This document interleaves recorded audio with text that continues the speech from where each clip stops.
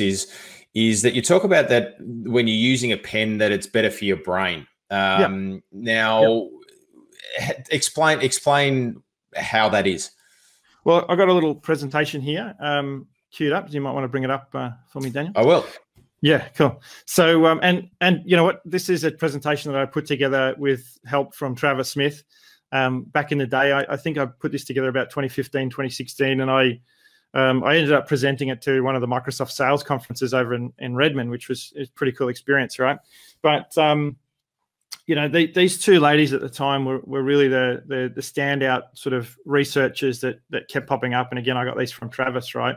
Pam Mueller and Sharon Oviatt. Now, Pam Mueller I'll come back to Sharon Oviatt, but she did a study called "The Pen is Mightier Than the Keyboard," probably the inspiration for this blog, this title today. But and in her study, she found that, and actually Pam Mueller was really interesting. She was a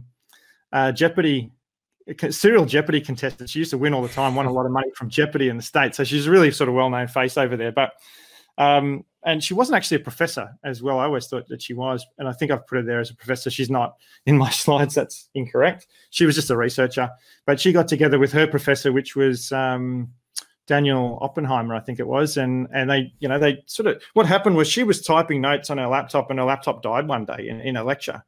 And so she was forced to use pen and paper. Everybody was doing laptops, you know, in the lecture, and that's what happens in universities today.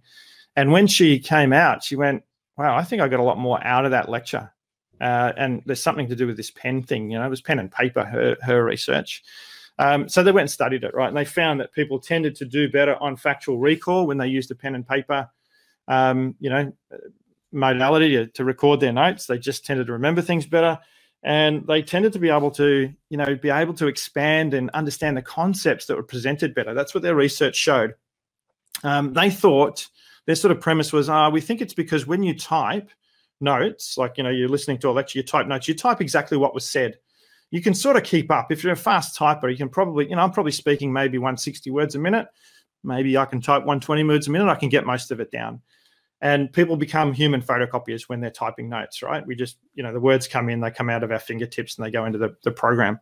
So we're not really processing it. We're not thinking about it. And that's what they thought. Well, maybe, there's something to do with this. It's, when we write notes, we're probably writing at 40, 50 words a minute, a lot slower.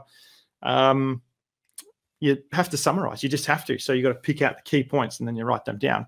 That was the premise of their research. I think it was actually interesting, but I don't think it was on the money, right? I don't think that's where the real answer was. Sharon Oviatt, really interesting paper that you can probably dig up still, is called Computer Interfaces and Their Impact on Learning. We did videos on both of these ladies, Pam Mueller and Sharon Oviatt, on this recent series we did on the science behind the Surface Pen. But Sharon Oviatt's been doing research on this stuff for years. She's like a HCI, or human computer interface researcher, actually now associated with Monash University, I think, in Australia, which is kind of weird. She came from Oregon in the States. But so her research showed that people students in particular, again, very focused on education, but get far better results. I mean, sort of talking between a 9 and 60% difference in results when they take notes with a pen and work on diagrams and work on problems with a pen versus when they work on them with a keyboard.